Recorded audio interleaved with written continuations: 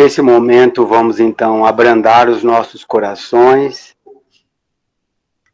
fechar os nossos olhos, buscar a nossa paz interior, agradecer a bondade do nosso Pai Maior, pelas nossas vidas, pela nossa saúde, agradecer pela oportunidade de estarmos reunidos, agradecer ao plano espiritual e a toda a espiritualidade responsáveis pela nossa segurança e proteção, e que nós possamos envolver o nosso orador da noite, que ele possa nos entregar aquilo que aqui ele veio trazer e que nós possamos, com os nossos corações abertos, assimilar tudo aquilo que nos for dito. Pedimos permissão a Deus, a Jesus e a toda a espiritualidade aqui presente para dar por iniciado mais um encontro da noite, dando graças a Deus. Que assim seja.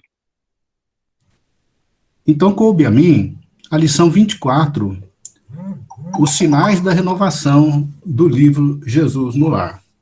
Então, eu gostaria de ler a lição, né, como que geralmente a gente tem feito aqui, para poder relembrar o que ela está nos trazendo. Os sinais da renovação. Ante a assembleia familiar, o mestre tomou a palavra e falou persuasivo. E quando o reino divino estiver às portas dos homens, a alma do mundo estará renovada. O mais poderoso não será o mais desapiedado, e sim o que mais ame. O vencedor não será aquele que guerrear o inimigo exterior até a morte, em rios de sangue, mas o que combater a iniquidade e a ignorância dentro de si mesmo, até a extinção do mal nos círculos da própria natureza. O mais eloquente não será o dono do mais belo discurso, mas sim o que aliar as palavras santificantes aos próprios atos, elevando o padrão da vida no lugar onde estiver. O mais nobre não será o detentor do maior número de títulos que lhe conferem a transitória dominação em propriedades efêmeras da terra, mas aquele que acumular mais intensamente os créditos do amor e da gratidão nos corações das mães e das crianças, dos velhos e dos enfermos, dos homens leais e honestos, operosos e dignos, humildes e generosos. O mais respeitável não será o dispensador do ouro e poder armado, e sim o de melhor coração. O mais santo não será o que se isola em altares do supremo orgulho espiritual, evitando o contato dos que padecem por temer a degradação e a imundície, mas sim aquele que descer da própria grandeza, estendendo mãos fraternas aos miseráveis e sofredores, elevando-lhes a alma dilacerada aos planos da alegria e do entendimento. O mais puro não será o que foge ao intercâmbio com os maus e criminosos confessos, mas aquele que se mergulha no lodo para salvar os irmãos decaídos, sem contaminar-se. O mais sábio não será o possuidor de mais livros e teorias, mas justamente aquele que, embora saiba pouco, procura acender uma luz nas sombras que ainda envolvem o irmão mais próximo. O amigo divino pousou os olhos lúcidos na noite clara que resplandecia lá fora, em pleno coração da natureza. Fez-se longo intervalo e acentuou.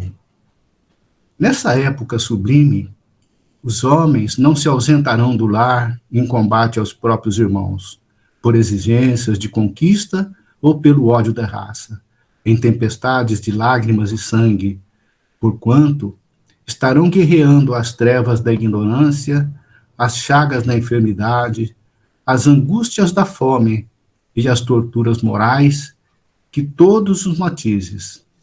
Quando o arado substituir o carro suntuoso dos triunfadores nas exibições públicas de grandeza coletiva.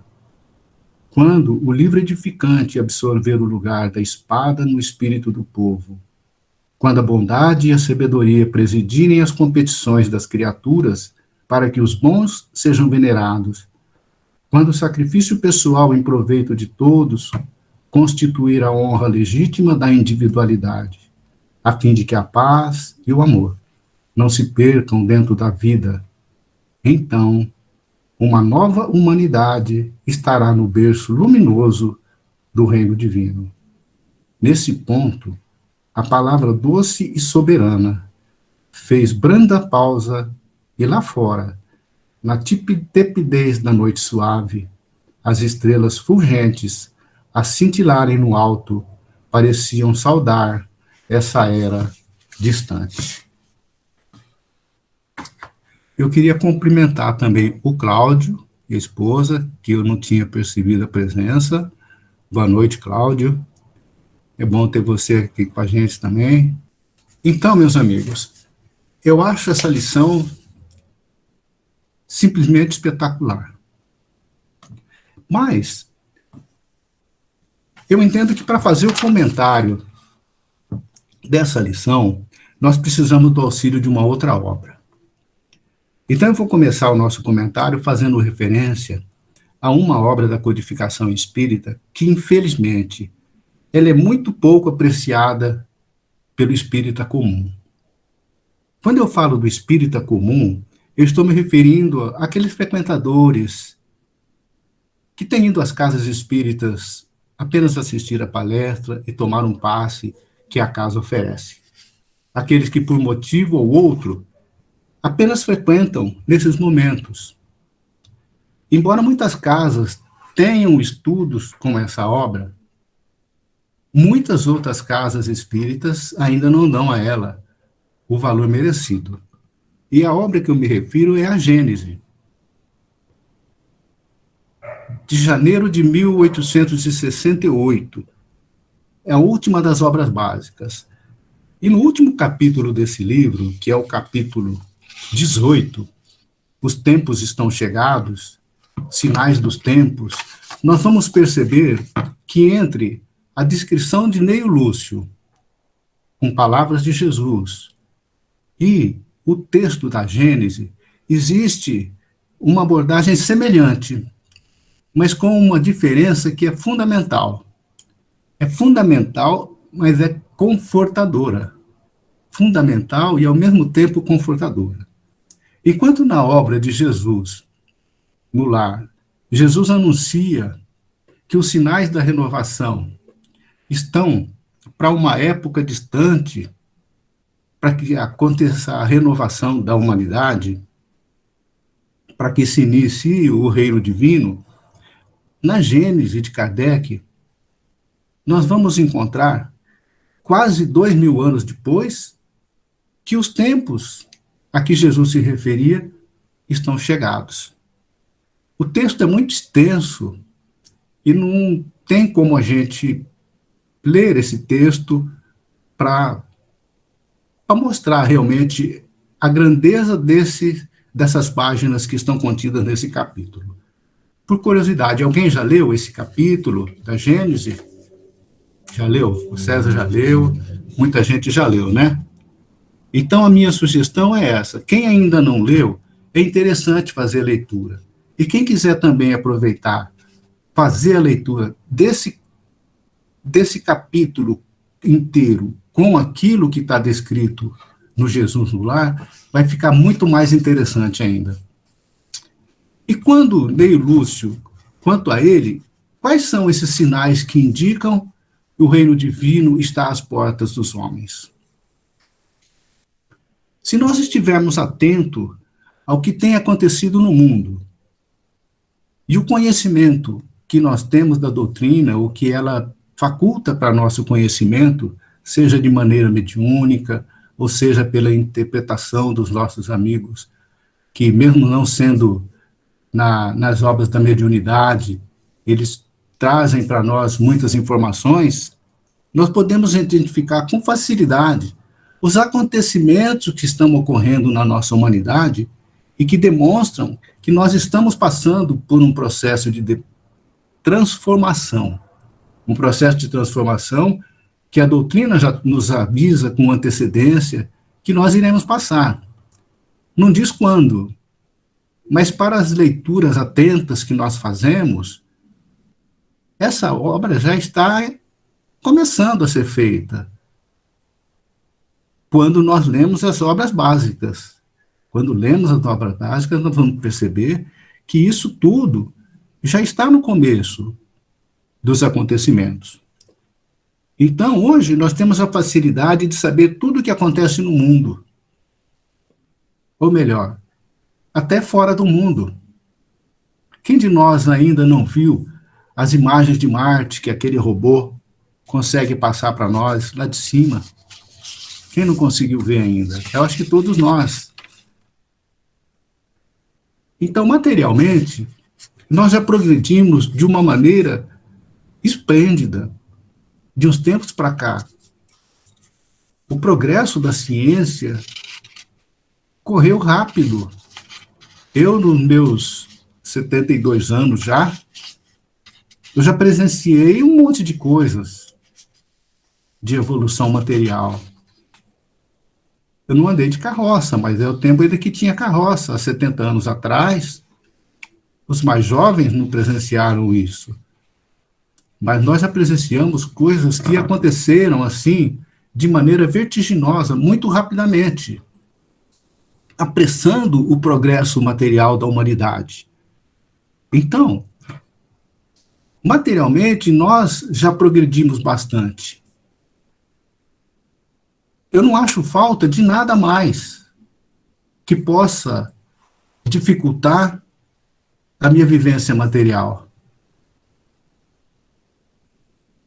Tudo que nós fazemos, que nós buscamos, é tudo muito rápido. Nada me faz falta mais. Significa, então, que materialmente nós não temos mais necessidade de alguma coisa que possa alimentar o nosso ego. A tecnologia já está correndo atrás de outros mundos para descobrir vidas, enquanto aqui na Terra não se descobriu uma forma de viver pacificamente. Então, é um momento que nós estamos vivendo, já que estão querendo sair do nosso planeta, porque acham que talvez já esteja tudo bem, procurar outros espaços no espaço. Então, é esse o momento do homem olhar para dentro de si mesmo e perceber o que é que falta para ele para ser feliz. Porque enquanto ele está buscando coisas materiais, ele está na tentativa de buscar algo que o faça feliz. Então, é o momento dele perceber que aquilo que falta nele para ser feliz está dentro dele. Então, nessa intenção de buscas, o homem trabalha constantemente pelo benefício da humanidade, promovendo coisas boas, que nós, pela imprensa, temos conhecimento de tudo que tem acontecido. Quem que já ouviu falar da defesa do meio ambiente, embora seja difícil, mas a luta por essa defesa através da imprensa? Quem não ouviu falar dos movimentos contra o racismo, seja no esporte? Então, aqueles que lutam por alguma coisa, por algum bem, eles não estão mais sozinhos, eles não estão mais isolados, eles têm uma comunidade, pessoas representativas que representam algo, que estão conjuntamente ali, naquela batalha. Principalmente o racismo, nós temos vendo muitos astros, né, ali, na luta também com eles. Organização pelos Direitos Humanos. Quem já não viu pela imprensa tentativas de se acabar com a corrupção? Se vai acabar, é outras 500, mas que nós estamos vendo a tentativa, nós estamos. Quem ainda não se atentou pelas lições que a pandemia nos tem trazido? egoísmo de uns, solidariedade de outros, crimes acontecendo de uma maneira nunca vista, e por aí vai. Vamos dar uma olhadinha no item 26 da Gênese.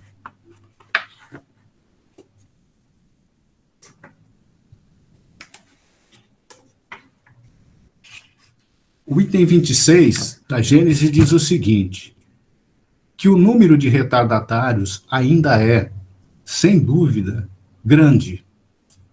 Mas que podem eles contra a onda que sobe, se não atirar-lhe algumas pedras? E essa onda é a geração que se levanta, ao passo que eles somem com a geração que se retira, cada dia a passos largos. Até então, porém, defenderão o terreno passo a passo. Há, portanto, uma luta inevitável, mas desigual, pois é a do passado decrépito que cai em farrapos, contra o futuro jovem, da estagnação contra o progresso, da criatura contra a vontade de Deus, pois são chegados os tempos marcados. Então, esse item 26 do capítulo 18 da Gênese, ele mostra para nós que as pessoas vão tentar defender os seus lugares, com garras, com unhas, com brigas, com violência.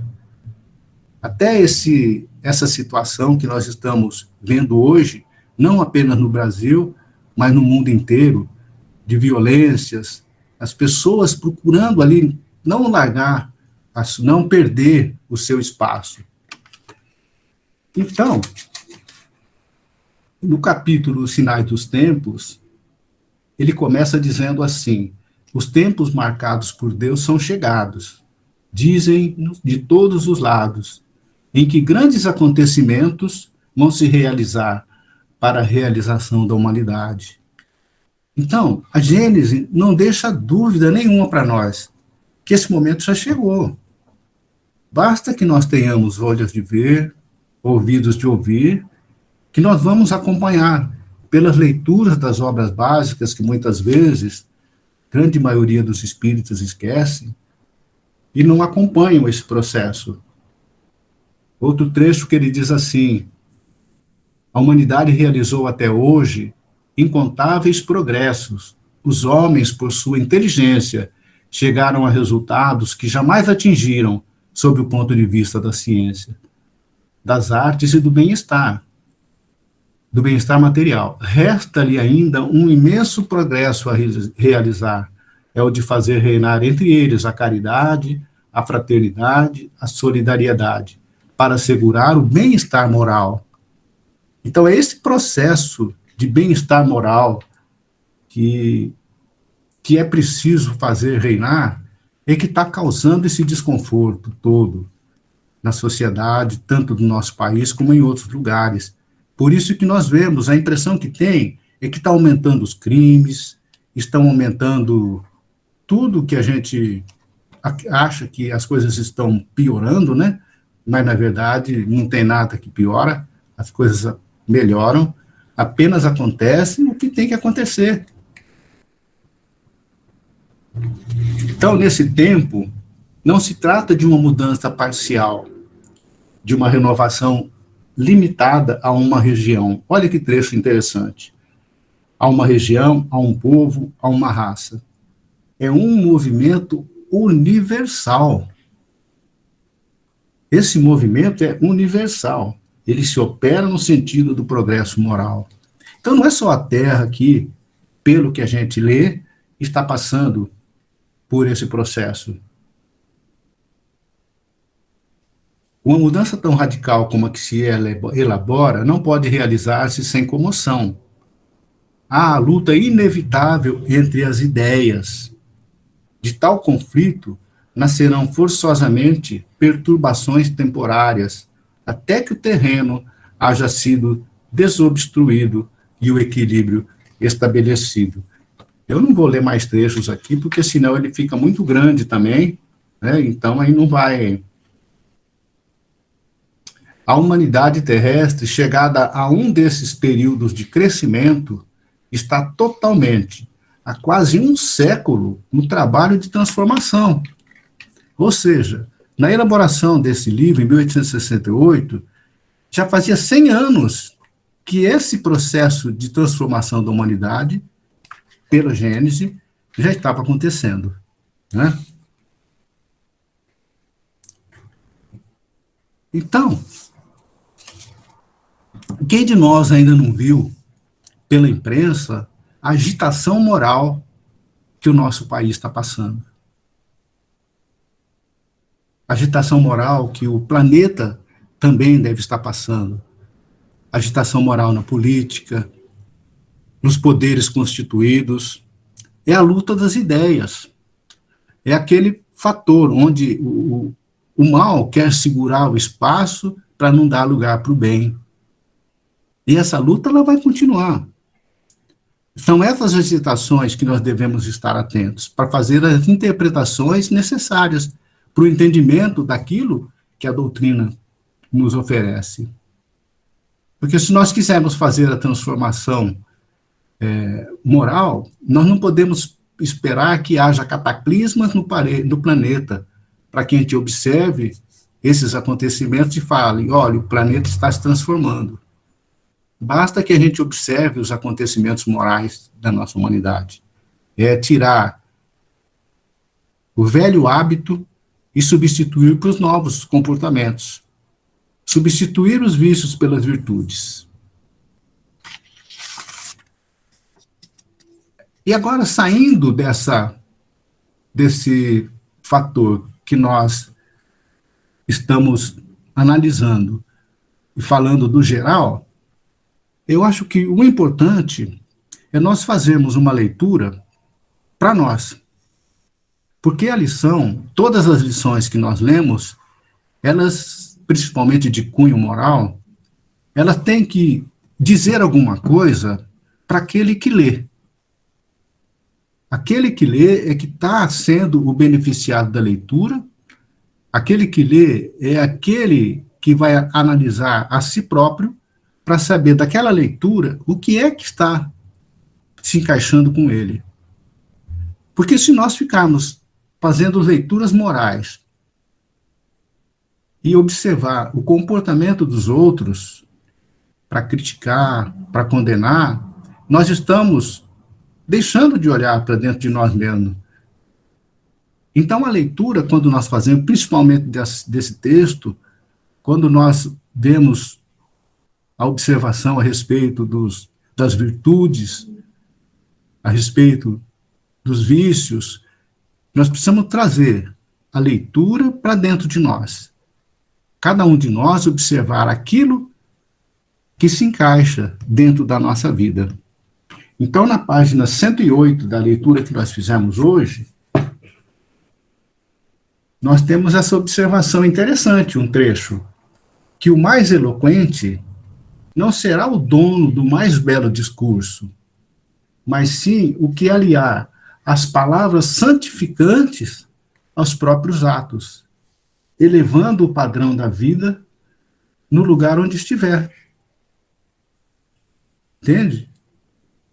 O mais eloquente não será o dono do mais belo discurso, mas aquele que aliar as palavras santificantes aos próprios atos. Então, a leitura é individual. Eu tenho que absorver para mim aquilo que a leitura está me dizendo. O Cláudio absorver para ele. Ele vai absorver para ele e não para a esposa. O César vai absorver para ele e não para Fátima. E vice-versa. Cada um faz a leitura trazendo para dentro de si. E aí a gente pergunta, como tem sido a nossa conduta diante desses sinais de renovação? Como tem sido depois de tudo que nós já adquirimos de conhecimento através da doutrina espírita? O que ela tem favorecido para cada um de nós através do conhecimento das leis morais do Evangelho? Qual tem sido a lição que cada um tem tirado? Que benefício tem trazido? Nós podemos dizer que já podemos ser considerados colaboradores do Cristo na construção do reino divino, a que se referiu Neio Lúcio nesta lição, é uma leitura que cada um vai fazer de si próprio, uma leitura íntima, que possa trazer reflexões positivas que nos mostrem até onde nós já chegamos, que caminho nós estamos trilhando, o que nós já trilhamos, o que nós podemos fazer daqui para frente. No Jornal da Cidade de hoje, tem um artigo do Paulo César Razucchi. Ele é um professor aposentado da Unesp. Não sei se alguém leu o Jornal da Cidade de hoje. Tem um artigo que tem como título Quem é você? É um artigo muito interessante, muito bem escrito, muito bem elaborado, e ele encerra esse artigo com a seguinte frase, abre aspas, não podemos fugir das consequências de atos passados, mas podemos mudar os resultados pelo que fazemos agora. O único meio de mudar as coisas é mudar a si próprio, buscar a espiritualidade, praticar os valores e as virtudes típicas de um ser humano de verdade. Eu achei um texto muito interessante, esse que ele escreveu, e mais interessante ainda a forma como ele encerra aquelas observações que ele fez. É uma observação quase que totalmente espírita, né? Quase que totalmente daquele dizeres de Chico, né? Porque às vezes a pessoa pode ler algo e depois dar uma interpretação e dar uma modificada, mas não deixa de ser diferente. Mas também não deixa de ser verdade. O que nós fazemos agora, nós estamos plantando para o futuro. O que nós já fizemos, nós já plantamos, estamos colhendo. Vamos colher algumas coisas ainda adiante, mas sempre é tempo para a gente dar uma reformada no nosso caminho, na nossa forma, e corrigir muitas coisas que nós já fizemos. Apagar, nós não vamos apagar mais. Não tem como apagar, já está escrito. A multidão cobre a multidão, o amor cobre a multidão de pecados. Ele cobre, ele não apaga. Então, eu gostaria realmente de deixar aqui o meu desejo de que cada um de nós possa estar trabalhando pela renovação, pela espiritualidade cada vez maior dentro do coração, que nós possamos estar cada vez comprometidos com o bem, que nós possamos estar caminhando seguros de que somos colaboradores do Cristo, porque nós que estamos aqui, nós abraçamos essa ideia. Com certeza, todos de nós aqui estamos caminhando bem. Todos de nós devemos ter melhorado bastante com a doutrina que nos ensina, que nos esclarece. Com certeza, nossos passos devem ter sido melhorados a cada dia. E eu tenho certeza que ele continua melhorando mais ainda. Então, eu queria agradecer mais uma vez a oportunidade de ter participado mais uma vez desse evangelho. O Pauline está por aí, né, Pauline? Estou aqui.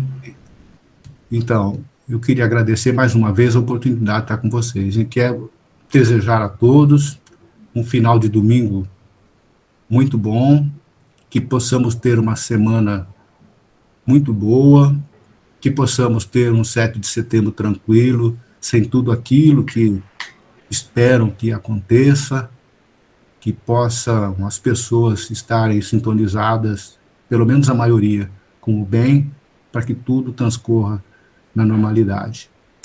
Um grande abraço a todos. E agora, gente, passamos então para o terceiro momento do nosso encontro. Vamos passar para as nossas vibrações, onde o pensamento nos unirá ao alto e aos bons espíritos, e a distribuição de boas energias e muito amor será plena com certeza, porque onde 2 ou 3 estão reunidos em meu nome, aí estou eu no meio deles. Jesus Cristo. Então, a partir de agora, vamos interiorizar um pouquinho e pedir ao Pai, Senhor de nossas vidas, amor e bondade, a Jesus, nosso Mestre Divino, nossa gratidão maior a Ti, Jesus, pelo Seu amor e cuidado para conosco, por nossas vidas maravilhosas, por nossas conquistas materiais e espirituais. Muito obrigado, Mestre. E assim, Mestre, os rogamos pelo amparo de nossos familiares, entes queridos de hoje e de sempre, e pelo vosso amparo a nós mesmos. Também rogamos a ampliação de nossas percepções espirituais em nossa existência terrena, para que possamos seguir nossa programação espiritual e assim, Mestre, cumprirmos da melhor maneira nossos propósitos. Mestre, nos rogamos o amparo ao bem e à paz universal, aos irmãos sofredores do corpo e da alma, aos irmãos sofredores do plano errante,